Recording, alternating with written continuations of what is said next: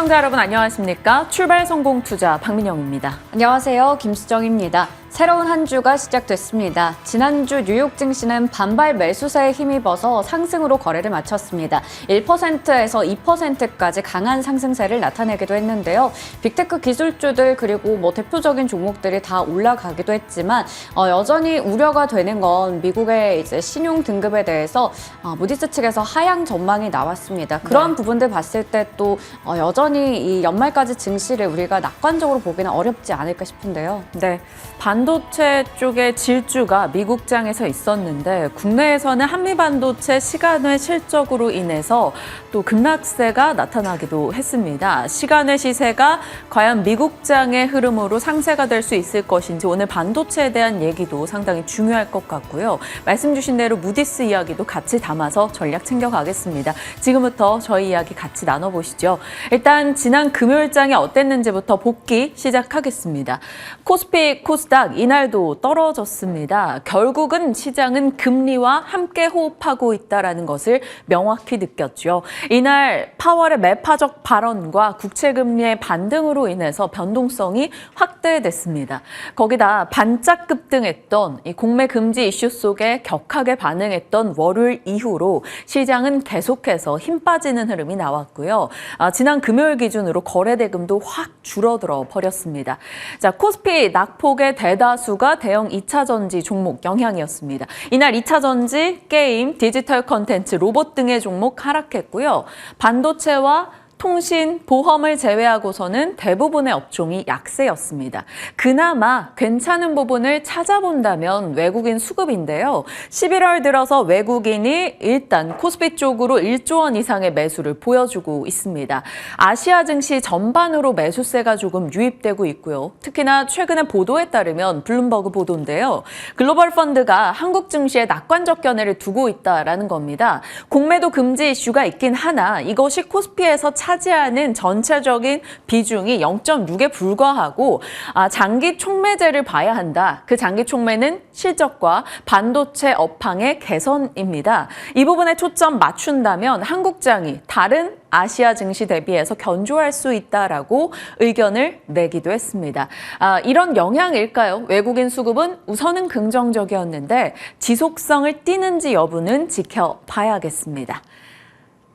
자, 시세적 측면을 보실까요? 2차 전지 쪽. 이날도 밀려났죠. 테슬라의 급락, 그리고 월요일 급등에 대한 부담을 계속해서 보여줬습니다. 리튬, LFP, 2차 전지, 소재 전반적인 하락이 있었고요. 실적에 민감합니다. 지금 장이요. 실적이 잘 나오면 민감하게 올라가고 실적이 부진하면 크게 떨어집니다. 이날은 하락 쪽에 좀 그런 시세가 많이 나왔어요.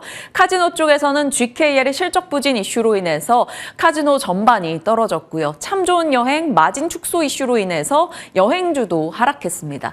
롯데케미칼 흑자 전환을 했으나 재고 평가 손실 감소 덕분이지 본질적인 실적이 좋아진 게 아니고 중국 경기에 대한 우려 여전히 남아있다. 이런 지적이 나왔습니다. 그래서 롯데케미칼이 8% 이상 빠졌고요. 대한유와 효성화학 등도 밀려났죠. 이렇게 하락하는 종목들의 낙폭이 조금 더 컸던 지난 금요일이었습니다. 주식 매력이 뚝뚝 떨어지고 있는 걸까요? 그래서 이런 쪽으로 눈이 가는 건지 비트코인의 강세가 계속됐죠. 지난 금요일 비트코인의 반감기 파워에 대해서 브리핑했던 바 있었는데요. 비트코인은 4년에 한 번씩 반감기가 도래하는데 이번에 오는 반감기가 내년도 4월입니다. 그러다 보니까 언제나 반감기 때는 채굴 보상이 뚝 떨어지면서 가격에 반등이 있었기 때문에 이번에도 비트코인의 가격이 급등할 것이다라는 기대감 시장은 안고 있죠. 그래서 미리 시세적인 반영이 나오고 있습니다. 그리고 채굴 비율이 뚝뚝 떨어지면서 희소성이 강해지고 있고요. 현물 ETF 승인을 앞둔 기대감도 작용하고 있습니다. 자, 그러다 보니까 비트코인의 가격도 올라가고 관련한 종목들도 시장에서 강세를 기록했죠. 이것이 브리핑 그날 개장 전에 전해드린 내용이고 개장하고 나서 블랙록의 이더리움 현물 ETF 승인 신청 관련한 이슈까지 더해지면서 전반적인 긍정의 시세를 받기도 했습니다.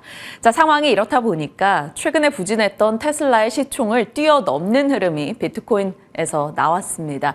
이 부분이 계속될지 여부 좀 지켜볼 필요가 있겠고요.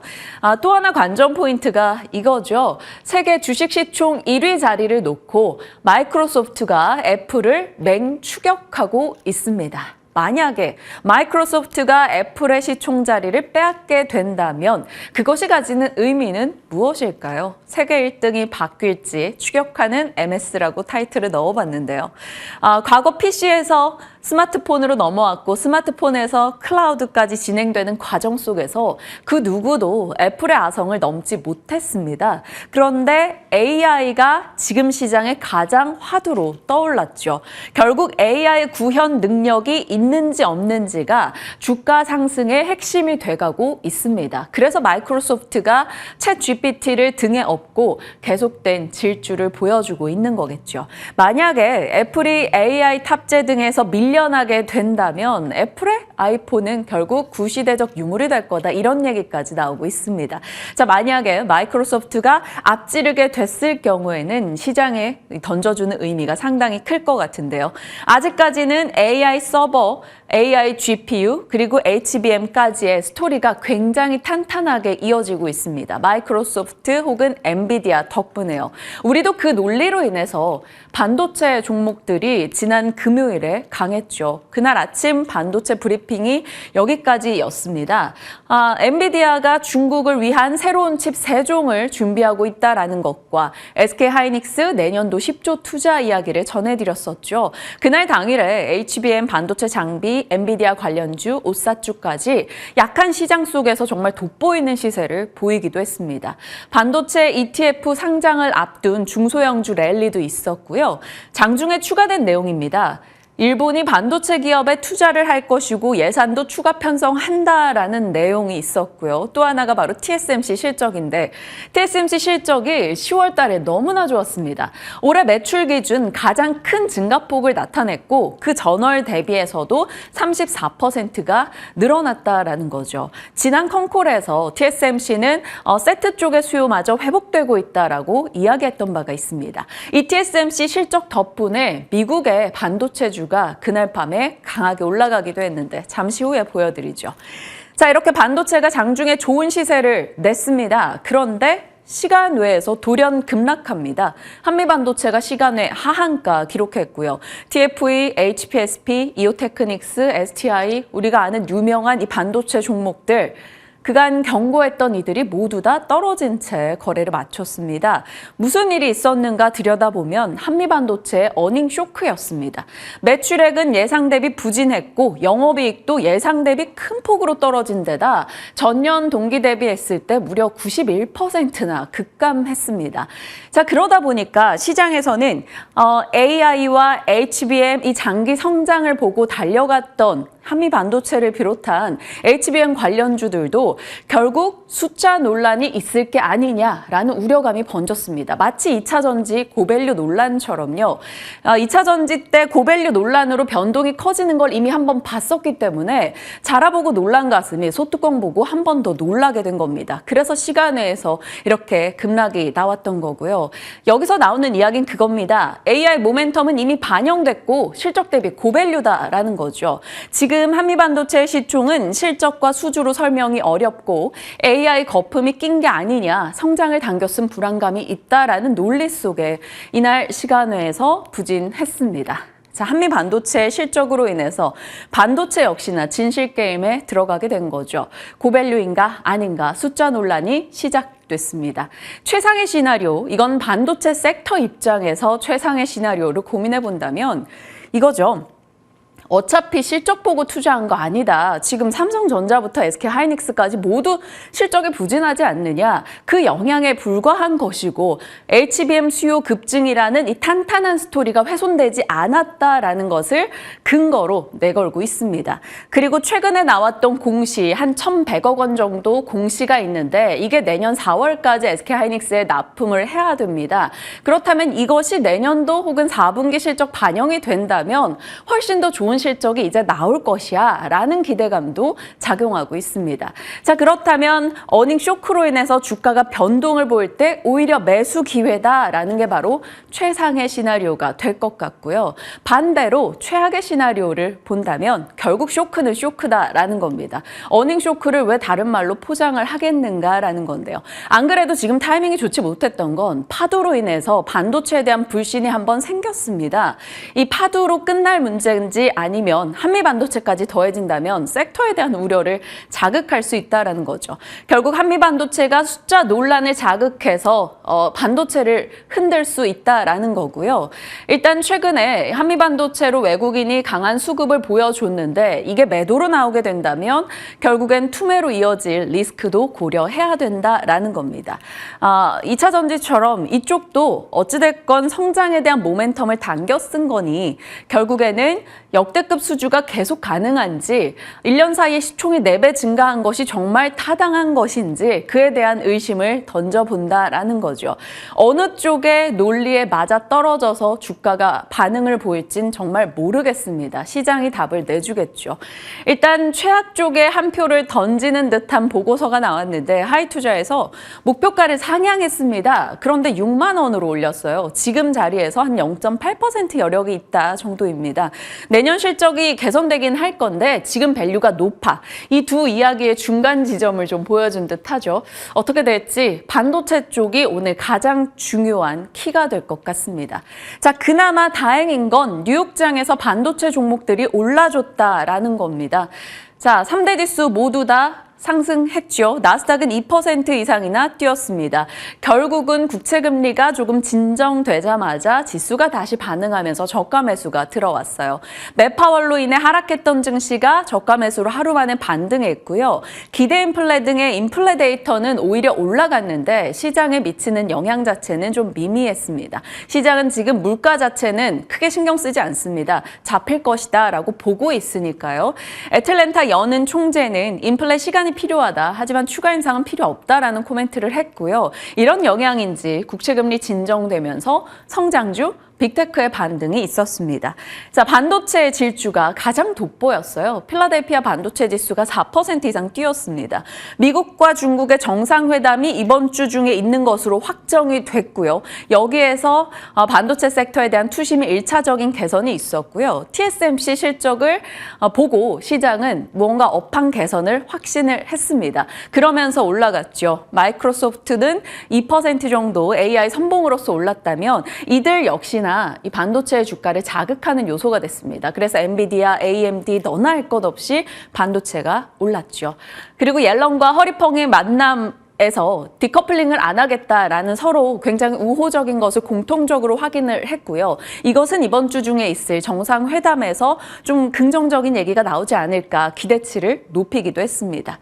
자, 부진했었던 테슬라 주가도 올랐는데 HSBC가 목표가 엄청 낮춰 잡으면서 여기저기 투자한 거 다 문제가 있다라고 지적을 했었던 게 그 전날이었죠. 이에 대한 반박의 글들이 정말 많이 나왔습니다. 일단 웨드부시에서는 주가 하락은 기회다. 146달러 목표가 아니고 300달러 곧 돌파할 거야. 이렇게 의견을 내기도 했네요. 그 영향인지 2% 올랐고요. 다른 전기차 종목 전반을 끌고 가지는 못했습니다. 특징주 중에 하나가 바로 눈에 띄는 게 플러그 파워죠. 수소 연료전지 대표 주자입니다. 그런데 주가가 40% 급락했습니다. 실적이 좋지 못했는데 인플레와 가동 중단 영향으로 공급 차질로 인한 실적 쇼크였다라는 거죠. 수요라면 사실 어느 정도 회복의 여지가 있는데 상황이 나빠서 공급조차 제대로 못했다라는 것에서 시장은 불안감을 더 느꼈습니다. 그리고 파산 가능성에 대한 언급까지 나왔기 때문에 많이 밀려났죠. 플러그 파워가 흔들리면서 신재생 쪽이 전반적으로 투심을 좀 위축시킨 내용이 됐습니다. 자, 미국장의 반도체 시세가 얼마나 좋았는지 한눈에 보입니다. 미중 정상회담 기대감, TSMC 호실적, 그리고 매출 20%가 나는 중국을 절대 포기할 수 없었던 엔비디아의 또 새로운 중국향 꼼수, 이 이슈 등이 전달되면서 반도체 전반을 자극했습니다. 엔비디아 3% 올랐고요. 호실적 내놓은 TSMC는 6% 올랐죠. 브로드컴, 마이크론, 인텔, 램리서치 등의 장비주까지도 전반적인 강세를 나타내기도 했습니다. 있습니다. 아무래도 중국에 대한 기대감을 가져본다면 장비단의 모멘텀이 더 클 수밖에 없을 거고요. ASML 등의 종목도 그래서 4% 이상 올라가기도 했습니다. 자, 앞서 말씀드린 대로 플러그 파워의 폭락으로 인해서 친환경 전반에 위축이 있었고요. 태양광 종목들은 여전히 좋지 못한 흐름을 이날도 이어갔습니다. 그리고 뉴욕장이 마감되고 나서 나온 소식이 바로 무디스의 옐로 카드이죠. 레드 카드는 아니어서 그나마 다행인데 어느 정도 레드를 경고한 옐로 카드였다라는 겁니다. 자, 신용평가사들이 미국의 신용등급을 강등했던 사례, 가장 먼저는 2011년도이죠. S&P 측에서 첫 강등을 했고, 그때 당시 S&P는 월간으로 한 20% 밀렸던 바 있습니다. 그리고 지난 8월에 피치 측에서 강등을 했었죠. 금리 상승 이슈와 맞물려서 당시에도 S&P 500은 흔들림이 좀 있었는데요. 피치 자체가 브랜드력이 큰 회사는 아니다 보니까 이때 당시에도 피치로에 인한 영향은 조금 제한적이었다라는 평이 많았습니다. 그러면서 그때 나왔던 경고의 목소리가 이것이 무디스를 자극하면 안 된다였는데요. 이번에 무디스 측에서 나름의 경고의 메시지를 던진 것이죠. 미국의 신용 등급 전망을 하향 조정했습니다. 안정적에서 부정적으로요. 등급 전망을 낮춘 것이기 때문에 지금 등급을 낮춘 건 아니라서 일단 옐로 카드 정도라고 볼 수 있겠는데요. 만약에 17일에 있을 부채 한도 협상 문제가 제대로 통과되지 못한다면 이것은 곧 신용 등급을 낮추겠다라는 시그널로 시장은 파악하고 있습니다. 일단 신용 등급은 여전히 최고 수준을 1917년 이후 계속 유지했습니다. 무디스는 최대 주주 중에 하나가 바로 워렌 버핏입니다. 그러다 보니까 상대적으로 미국에 대한 평가가 좀 우호적이었는데 이번에는 어찌됐건 옐로 카드를 꺼내 들었다라는 겁니다. 옐로카드의 내용은 재정 적자 당연히 부채 문제를 꼽았고요. 또 하나가 정치적 기능 장애인데 이것은 바로 셧다운에 대한 우려를 말하죠. 17일에 부채 협상이 통과하지 못하게 된다면 셧다운이 발생하게 되고 그러면 무디스가 신용 등급을 낮출 여지가 있습니다. 그렇게 된다면 당연히 국채 금리가 올라갈 수 있을 거고요. 미국 증시와 부동산 시장에는 당연히 큰 충격을 안겨주게 될 겁니다. 어떻게 진행될지 봐야 되는데 상황이 이렇다 보니까 사실 무디스의 이런 움직임이 나오고 국채 금리에 대한 반등 가능성이 다시 거론되고 하다 보면 이번 주 중에 있을 미국과 중국의 만남에서 미국이 또 좀 더 급해지지 않았을까 생각해 볼 여지는 있습니다. 그러면 거기서 중국과 미국이 서로 좀 더 우호적으로 반도체와 그리고 국채를 사주는 것에 대한 협상 문제 좀 더 원활히 진행될 수 있지 않을까 희망의 회로를 잠깐 열어둡니다. 어떻게 될지 봐야겠죠. 자, 딱 이렇게 시장 얘기를 하다 보니까 느낌이 오시죠? 이번 주 굉장히 피곤한 한 주가 될 것 같습니다. 일정들만 봐도 중요한 내용이 너무나 많습니다. 일단 오늘은 에이직랜드 그리고 SY스틸텍이라는 기업이 IPO 신규 상장을 하게 되는데요. 마침 이 기업은 타이밍이 좋습니다. TSMC 실적이 좋은 가운데 TSMC 디자인하우스 업체이기 때문에 오늘 상장하고 좋은 평가를 받을 수 있을지 봐야겠고요. 내일이면 이제 미국에서는 CPI가 나오게 될 거고 MSCI 반기 리뷰입니다. 편입 종목, 편출 종목 같이 정리해뒀으니까요. 확인하시고요. 그리고 이제 주 중반부터 해서 미중 정상회담 자리가 떡하니 들어가 있죠. 여기서 어떤 얘기가 나오는가 굉장히 중요하고요. 목요일은 우리 수능입니다. 개장이 10시라는 점 기억하시고요. 이날 또 엔비디아가 중국향 칩 3종에 대해서 정식 출시한다라고 밝혔고요. 금요일 2차 전지 쪽에 분수령이 되겠죠. 에코프로 머티리얼즈 신규 상장 있고요. 이날 셧다운 관련해서 의회 결정이 있을 겁니다. 임시 예산안 시효 만료일이니까 이날 뉴욕장이 굉장히 중요할 것으로 예상됩니다. 자, 그럼 오늘의 체크 포인트입니다. 무디스 신용등급 전망 낮춘 거에 대해서 국채금리와 외국인 수급이 어떻게 반응하는지 장중 체크하셔야 되고요. 반도체 미국에서 급등이 나왔고 도쿄일렉트렌도 실적 전망을 상향 조정했습니다. 그러나 한미반도체가 어닝 쇼크로 반도체 섹터의 불안을 자극했는데 이것이 어떻게 우리 장에 해석이 될지 중요합니다. LG 엔솔과 포드, 튀르키예 합작 공장 MOU 철회했다라는 소식 알고 있던 뉴스인데 확정적으로 나왔고 나왔고요. 대주주 주식 양도세 완화 10억에서 50억 상향 검토 뉴스, 검토한다는 뉴스만 지금 계속 나오고 있습니다. 어떻게 진행될지 일단 빨리 좀 진행이 됐으면 하는 바람도 있습니다. 단독 뉴스들 많았어요. 가상자산 거래소 빗썸, IPO 추진 다시 한다라는 얘기 들려왔고요. 우주항공청 법제와 여야 합의 소식도 들렸습니다. 단독 뉴스라서 일단 따로 빼지는 않았는데 이게 자극이 된다면 우주항공 쪽에는 긍정적일 수 있겠죠. 다만 우주항공의 대표 종목인 인텔리안테크가 금요일장 실적 내놓고 어닝 쇼크로 크게 밀려났습니다. 이 부분이 오늘 장중 반영이 되는지 확인하시고요. HM, MM 그리고 페노션, 해운주들도 실적은 컨센을 너무나 크게 하회했습니다. 어떻게 주가 흐름 보일지 지켜보시죠. 자, 시장에 대한 이야기 소식들 정리했고요. 이제 오늘 섹터 뉴스 어떤 거 잡아주시나요? 네, 오늘 엔터주 준비했습니다. 10월 13일 그러니까 한 달 전쯤에 엔터주 전략을 좀 세워봤는데요. 올해 상반기까지 정말 잘 갔던 엔터주가 하반기에 영 힘을 못 쓰고 있습니다. 그로부터 한 달이 지난 지금 어떤지 체크해 보도록 하겠습니다. 하반기 역시나 영 힘을 못 쓰는 엔터 4사의 흐름을 좀 체크해 볼 텐데요. 11월 10일 종가 기준으로 이제 적혀 있습니다.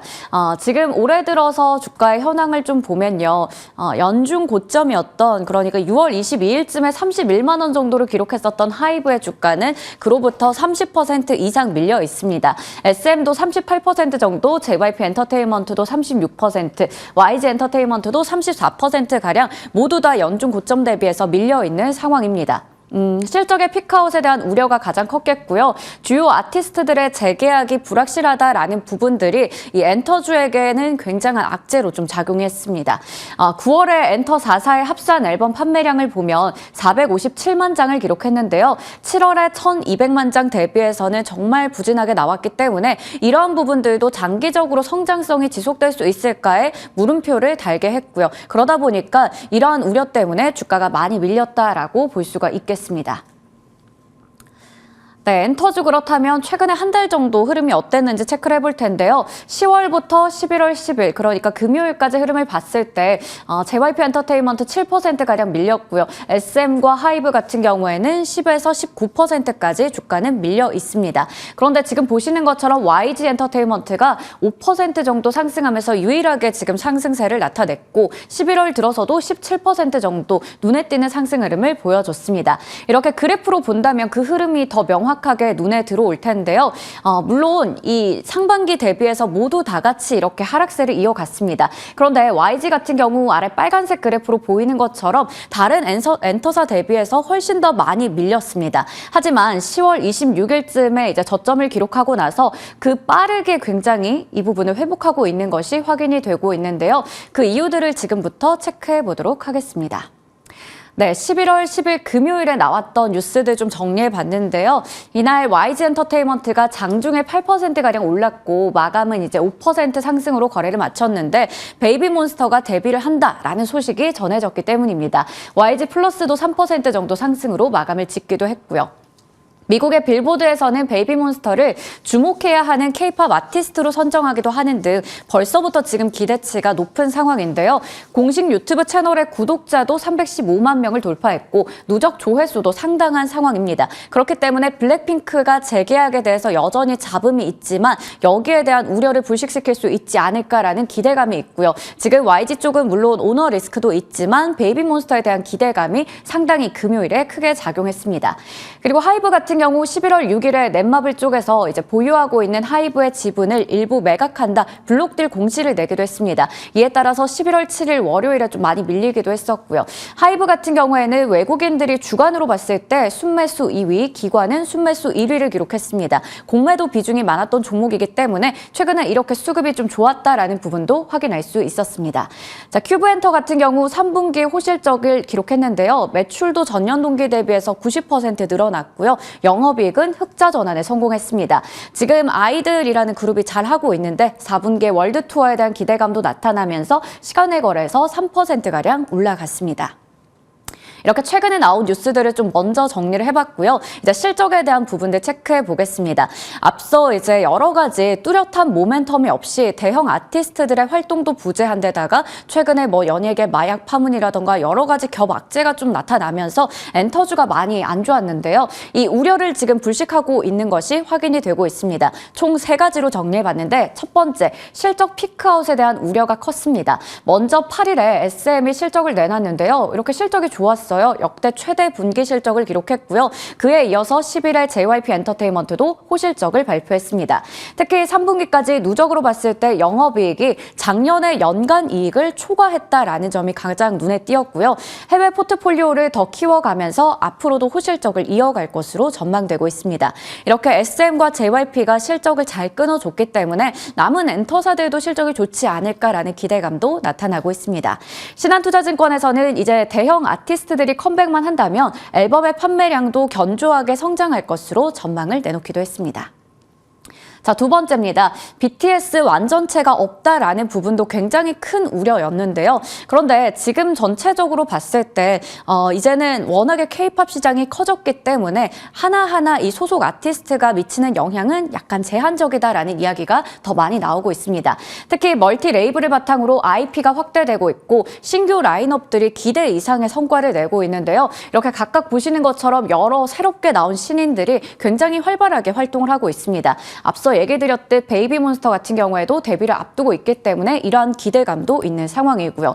그리고 지금 K-팝의 초동 상한으로 인식이 됐었던 BTS의 기록을 나머지 이제 다른 엔터사의 보이그룹들이 경신을 하고 있고요. 향후의 실적 추정치가 나란히 올라가면서 업종 자체에 대해서도 증권가에서 비중 확대 의견을 제시하고 있습니다. 연말부터 내년 상반기까지 다수의 그룹들이 데뷔를 앞두고 있고요. 이러한 신인 그룹들이 폭발적으로 앨범의 판매량을 낸다면 그러한 부분들이 전체적으로 업종에게 있어서는 훈풍을 주지 않을까라는 기대감도 나타납니다. 자, 그리고 지금 이제 글로벌 2024년 음악 시장의 전망을 봤을 때요. 여기서 이제 점유율을 상당히 많이 차지하는 40% 정도 차지하는 게 바로 미국입니다. 미국에서 K-팝의 관심도의 추이는 계속해서 올라가고 있는 상황이고 이건 우리도 피부로 느낄 수 있는 부분이 되겠죠. 그러다 보니까 현지화 프로젝트는 매출을 더 끌어올리는 좋은 기회가 될 것이다 라는 건 너무 당연한 사실인데요. JYP 같은 경우 A2K 프로젝트로 이번에 걸그룹 멤버들을 발굴해서 비춰라는 그룹을 탄생시켰습니다. 이미 정말 많은 주목을 받고 있는 상황이고요. 그리고 하이브 쪽에서도 드림 아카데미 프로젝트를 통해서 걸그룹 데뷔에 박차를 가하고 있는 상황입니다. 이런 현지화 프로젝트는 단발적인 게 아니라 앞으로도 지속될 것으로 이제 증권가에서는 기대를 하고 있고요. 해외 침투율이 높아질수록 해외 매출 비중도 같이 올라갈 것으로 보인다라는 부분들 봤을 때 앞서 우려 3가지를 불식시킨 것을 확인할 수 있었습니다. 증권가에서는 이에 따라서 엔터주는 너무 많이 저평가되어 있다라는 얘기를 내놓고 있습니다. 자, 이제 여러 가지 일정들도 기다리고 있습니다. 각각 대형 아티스트들의 컴백 일정도 있을 거고요. 그리고 보시는 것처럼 이렇게 신인 그룹들의 본격적인 활동 그리고 데뷔 일정도 있으니까요. 이러한 부분들 체크해 보시면 좋을 것 같습니다.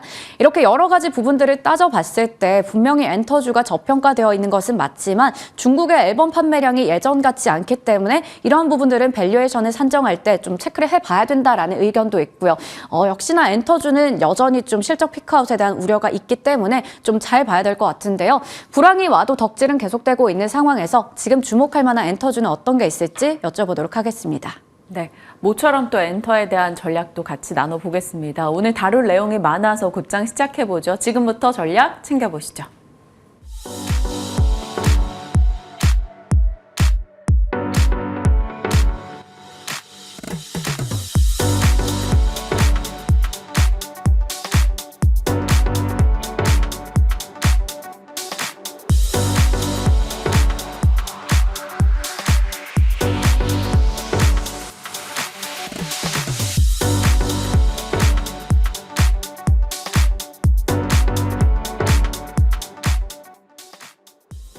시장에 대한 이야기 유창희 대표와 함께합니다. 어서 오세요. 안녕하십니까? 네, 안녕하십니까. 금요일장 우리 증시는 반도체 제외하고 내렸습니다. 그런데 네. 시간에 반도체 하락이 있었는데 이 부분에 대해서는 잠시 후에 반도체 이야기 따로 저희가 전략을 챙겨볼 거고요. 전체적인 시장 얘기 나눌게요. 이번 주에 CPI도 발표되고 우리 기준 수능 있고요. 또 주요 일정들이 굉장히 많아요. 네. 에코프로 머티리얼즈 이슈도 있고 이래서 한 주간 전략을 어떻게 짜시는지가 좀 제일 궁금합니다. 어떻게 보면 이번 주 제일 중요할 것 같아요. 왜 그러냐면 지난주는 미국 증시는 별 특별한 이슈가 없음에도 불구하고 상당히 강한 상승을 네. 보여줬습니다. 원래는 좀 행보할 거라 봤는데 상당히 강세로 마감을 했고, 우리나라는 월요일에 공매도 이슈가 있어서 폭등했습니다만 그 다음에는 그 상승 다 되돌려 놔버렸죠. 4일 내내 하락을 하면서. 그러다 보니까 뭐 주말에는 공매도를 다시 해야 된다라고 시위를 해야 되나 뭐 이런 얘기도 오고 갈 정도였는데, 일단 지금 저는 시장에 대해서는 아직까지 좀 긍정적으로 좀 보고 있습니다. 일단은 그러니까 어떻게 보면 이제 지금 연말 장세이기 때문에 연말 장세에 대해서 긍정적인 시각을 줄 수 있는 중요한 한 주가 아닐까 생각하고 있는데, 일단은 물가죠. 이번 주 이제 물가 지표 발표를 하기 때문에 이로 인해서 이제 어떻게 보면 금리에 대한 어떤 동결, 혹은 뭐 내년 뭐 상반기에 될지 하반기에 될지 모르겠지만 금리 인하에 대한 어떤 기대감들이 계속해서 투자 심리를 좀 자극시킬 수 있지 않을까 생각을 좀 하고 있고요. 그렇게 되면 또 이제 다음 주로 넘어갔을 때는 엔비디아 실적이거든요. 뭐 엔비디아 실적이 상당히 기대가 되는데, 지금 지난주에 우리가 좀 주목을 해볼 건 뭐냐면 마이크로소프트가 계속 신고가를 그려주면서 네. 지금 애플하고 마이크로소프트가 이제 1% 차이도 안 되는 것 같아요. 시가총액이. 네, 거의 이제 마이크로소프트가 시가총액 1위가 되는 게 거의 한 20년 만인가요? 되게 얼마 만인지 제 카운팅을 해보지 않았는데. 1990년대로 기억해요. 그러니까요. 그때 이후에 거의 되게 오랜만인 것 같아요.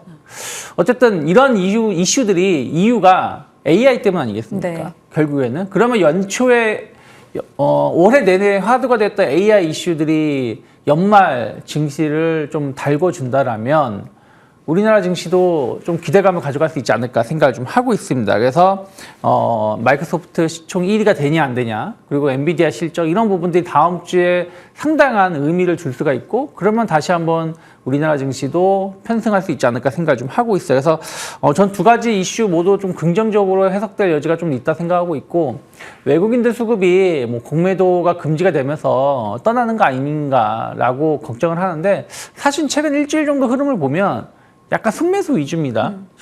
주식도 마찬가지고요. 선물도 마찬가지고. 네. 그렇기 때문에 시장만 조금 더 개선된다라면 외국인 수급도 기대해 볼 수 있지 않을까 생각을 하고 있기 때문에, 저는 뭐 반도체라든지 AI 관련된 섹터들 조금씩 관심을 가져볼 수 있는 위치가 아닌가 생각하고 있습니다. 마이크로소프트의 시총 1위 자리를 노리는 흐름, 결국 AI에서 보여주는 무언가에 대한 기대는 계속 올라갈 수밖에 없다라는 점 얘기 주신 거고요. 반도체와 AI 쪽을 필두로 긍정의 시각, 그래도 기대할 것들에 대해서 얘기 주셨습니다. 그런데 전체적인 지수에서 뭐 코스피, 코스닥에서 시총 상단의 대형주, 2차 전지 종목들의 변동, 그게 나오면 사실 지수 자체 기대는 뭐 크게 가져갈 수 없을 겁니다. 2차 전지에 대한 의견도 궁금한 게, 이번 주 금요일에 또 에코프로 머티리얼즈 IPO 있고요.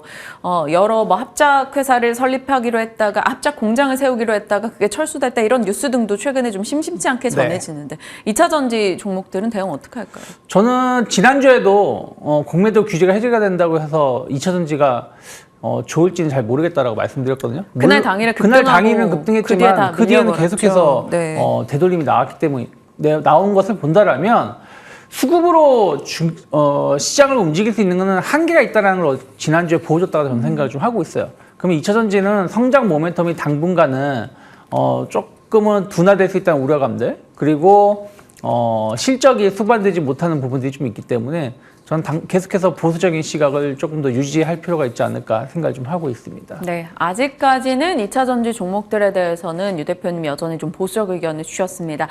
의견이 바뀌는 그때 또 새로운 시장의 변수가 등장한 시기가 될 테니 그 부분이 나온다면 또 같이 전략을 이어가도록 할게요. 자, 반도체 쪽은 잠시 후에 추가 질문 나눌 겁니다. 여러분 기다려 주시고요. 엔터에 대한 의견도 나눠가겠습니다. JYP 엔터 실적 나왔었고요. 이제 연말이다 보면 콘서트 시즌이기도 하고요. 뭐 주요 아티스트 라인업에 대한 얘기도 기대치를 좀 자극하는데, 엔터에 대한 의견 어떻게 가져가세요?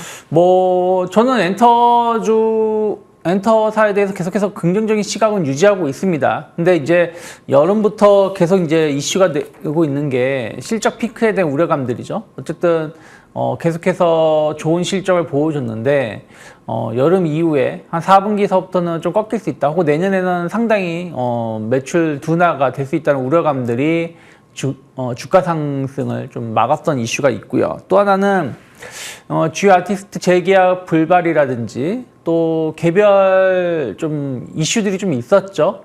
어쨌든 약물 이슈라든지 그리고 또 소속사별로 기획사별로 여러 이제 공정위 조사라든지 이런저런 노이즈가 좀 있었습니다, 여름부터. 그래서 그런 부분들도 투자 심리가 좀 훼손되는 부분들이 좀 일부 있었다 생각을 좀 하고 있습니다.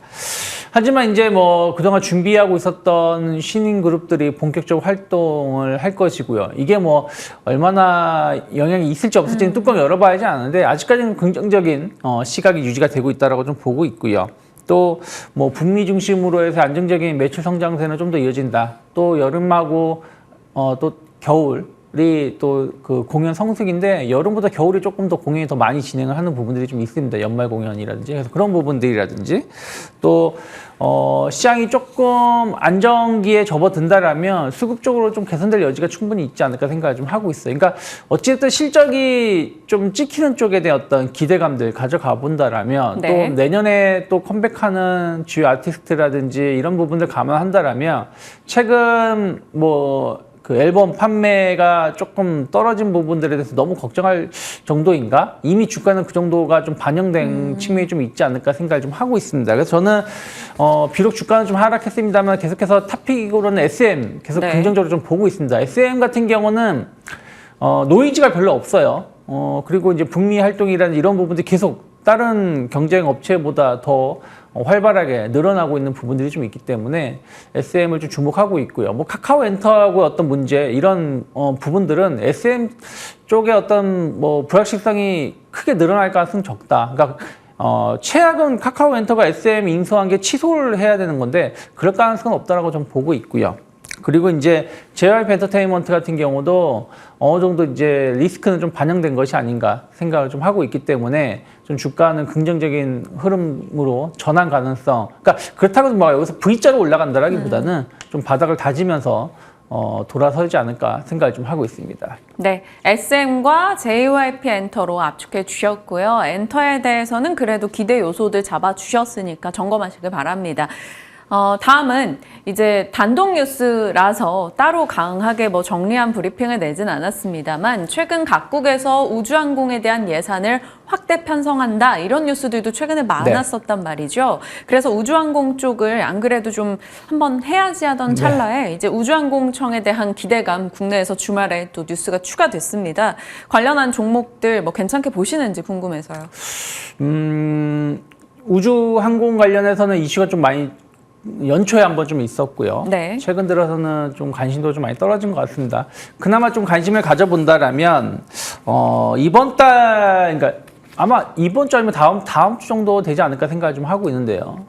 스페이스X가 이제 2차 발사 시험 준비를 이제 거의 마쳤다라고 합니다. 지난번에는 실패를 했는데 이번에 이제 이게 성공을 한다라면 다시 한번 관심도가 높아질 수 있지 않을까 생각을 좀 하고 있어요. 근데 이제 그때는 이제 막 이제 준비를 하고 있었던 상황이다 보니까 또 1차 발사다 보니까 관련된 기업들이 3월 달, 4월 달 조금 들썩이긴 했었는데 아직까지는 좀 차분한 것 같은 분위기가 좀 있고요. 그리고 이제 말씀하신 것처럼 우리나라도 우주항공청 설립에 대한 어떤 기대감들이 좀 있는데 글쎄요, 이게 얼마나 영향을 미칠 수 있을지 여부는 좀 더 봐야 되지 않을까 생각을 하고 있어요. 왜냐면 이게 지금 처음 나온 뉴스가 아니라 이미 연초부터 계속 이슈가 있었던 부분들이기 때문에 네. 그 이슈는 이미 주가에 좀 반영된 측면이 저는 있다라고 좀 보고 있고요.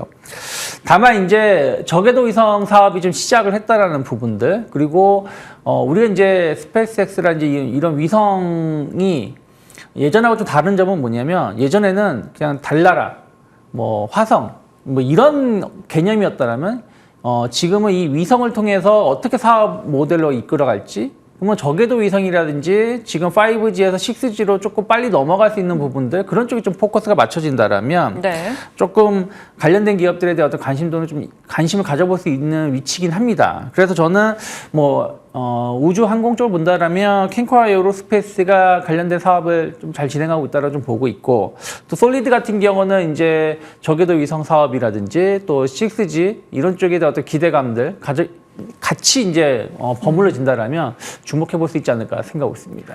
무려 10글자입니다. 캔코아 에어로스페이스. 정말 종목명이 긴 이 종목인데 우주항공, 위성 이쪽에 이슈 맞춰보신다면 저 종목과 솔리드 얘기해 주셨어요. 막연했던 우주에 대한 이야기가 이제는 조금 실생활 속에 좀 다가오고 있다 보니까 모멘텀으로 많이 작용을 하고 있습니다. 체크해 보시죠. 자, 많은 분들이 가장 궁금해하시는 섹터가 바로 오늘은 반도체일 것 같습니다. 장중 반도체 시세 좋았다가 시간에서 한미반도체로 인해서 밸류 논란이 나오면 네. 급락이 있었고 그날 또 미국장에서는 반도체 급등이 있었습니다. 나왔죠. 어떻게 오늘장 반응을 할지 너무 궁금합니다. 뭐 일단은 반도체 관련해서는 계속 논란은 있겠지만 네. 저는 결국에는 올해 하반기 남은 기간 또 내년에도 최소 상반기까지 반도체 섹터는 주도주가 될 가능성이 높지 않을까 생각을 좀 하고 있어요. 일단 지난주에 미국 증시의 빅테크 반도체를 끌어올렸던 건 하이닉스인 것 같아요. 네. 하이닉스가 내년에 투자를 10조 이상 하겠다라고 얘기를 하면서 관련된 기업들이 많이 급등을 했거든요. 그래서 그런 부분들이 우리나라 기업들도 충분히 반사 이익을 좀 기대해 볼 수 있다 생각을 좀 하고 있고요. 그리고 아까 말씀드린 대로 마이크로소프트를 필두로 해서 빅테크 관련된 종목들이 대부분 최근에 주가 흐름이 좋습니다. 신고가 행진도 이어지고 있는 기업들도 있고요. 근데 이들 기업이 결국엔 AI라는 거죠. AI 관련돼서 어떤 성장 기대감. 그러면 AI 투자를 또 더 확대할 수밖에 없는 부분들이 계속해서 톱니바퀴처럼 이어진다라는 것이죠. 그러면은 우리나라에서도 AI 관련된 반도체라든지 또 AI 관련된 소프트웨어 기업들이 조금 연말에 주목을 받을 수 있지 않을까. 그래서 아까 좀 그런 것을 좀 말씀드렸고요. 네. 그리고 반도체 관련된 기업들에 보면은 물론 이제 실적에 따라서 이제 약간 등락은 좀 나오고 있지만 전체적으로 아직까지 추세가 지금 지켜지고 있는 기업들도 많이 있다 생각 좀 하고 있어요. 물론 이제 오늘 한미 반도체 관련된 이슈가 시장에 어떻게 영향을 미칠지 봐야 되겠습니다만은 지난주 금요일에 시간에 하락만큼 하락이 나올지는 않을 것 같다 생각을 좀 하고 있습니다. 저는 일정 부분 되돌림이 충분히 나올 수 있다. 왜 그러냐면 좀 파도하고는 좀 다르다 생각을 좀 하고 있어요. 파도는 아무래도 시가총액이 1조가 넘는데 네. 매출이 3억밖에 안 되다 보니까 실망을 많이 했다라면 한미반도체 같은 경우는 원래 올해보다 내년에 대한 어떤 기대감들이 더 컸었던 부분들이고 그런 것들이 좀 충분히 기대감을 가져갈 수 있다라고 보고 있기 때문에 영향은 좀 파도랑 좀 흐름은 다를 수 있지 않을까 생각하고 있기 때문에 그나마 좀 기대를 갖는다라면 뭐 TFE 소켓 관련해서 어떤 기대감들 충분히 가져갈 수 있다 생각하고 있고 HPSP라든지 또 주성 엔지니어링 같은 기업들 뭐 어쨌든 HBM 반도체라든지 이런 부분들에 관련해서 수혜는 기대가 되고 뭐 주성 엔지니어링은 실적도 좋게 나왔어요. 그런 걸 본다라면 이 안에서 또 기업이 또 압축이 된다라면 반도체 기업들에서 또 압축이 된다라면 충분히 노려볼 수 있는 기업들이 아닐까 생각하고 있습니다. 네. 오늘 장중이 참 중요할 것 같습니다. 어차피 실적 보고 당장의 실적 보고 투자한 게 아니다. 알고 있던 뉴스 아니냐라는 쪽에 초점이 맞출지 그럼에도 불구하고 이쪽에 성장에 대한 고밸류 논란이 계속될지 좀 지켜보겠고요. 일단 유창희 대표님께서는 그래도 긍정의 시각을 맞춰주셨어요. 그래서 말씀 주신 세 종목에 대해서 한 번 더 돌아볼 수 있게 해주셨는데 지켜보겠습니다. 장중 반응도 여러분 잘 살피면서 대응하시길 바랄게요. 자, 오늘 시장에 대한 이야기 유창희 대표와 함께했습니다. 고맙습니다. 고맙습니다.